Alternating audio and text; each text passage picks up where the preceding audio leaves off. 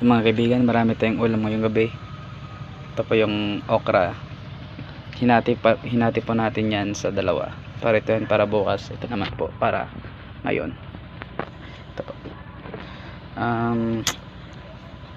Nilinisan po muna natin bago natin to papakuluan lang po yan mga kaibigan. Tapos lalagyan natin ng suka.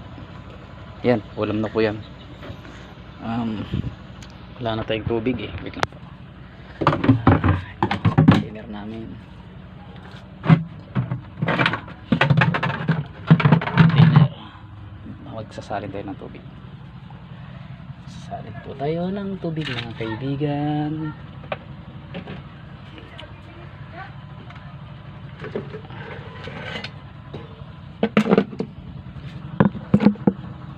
Salin po natin saglit.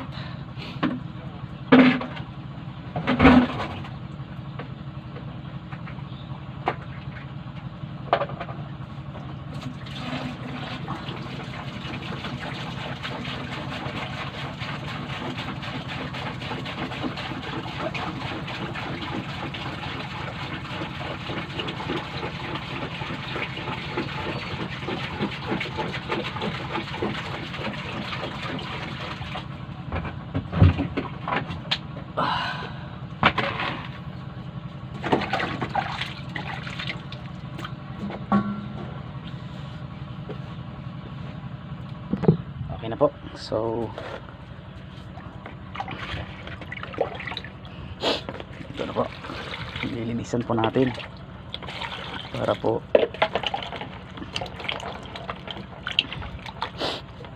para po may pang-ulam na. Ito tayo ng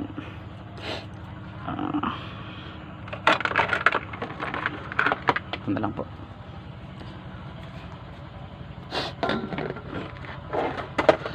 Lagyan natin dyan. Okay. So ayan po. Pabilisan na po ito mga kaibigan. Kasi po nagugutom na po ang ekonomiya ng Pilipinas.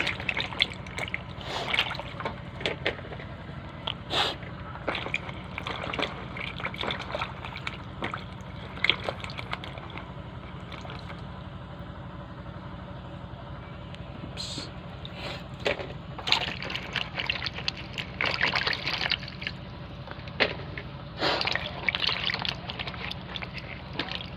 Ito po kasi yung nangyari po ng dulot ng bagyong Ursula mga kaibigan. Marami pong tanim na napinsala po. Pati hindi lang po tanim mga kaibigan, pati po mga bahay po dito po sa amin. Okay, ayan na po. So ito po pong nagliliyab na apoy. Alright. So, wala na pong pot holder yan mga kaibigan. Yan po. Yan po yung kahoy namin.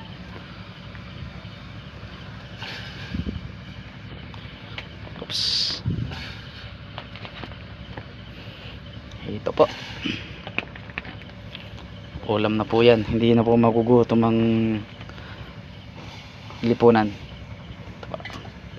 Oops, may nahulog pala. Ouch. Kasan po natin ulit kasi nahulog po mga kaibigan. Alright.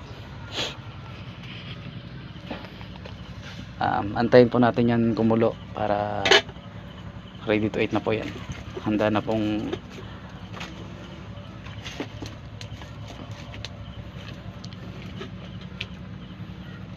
right. Antayin lang po natin mga kaibigan pag kumulo yan. Okay po.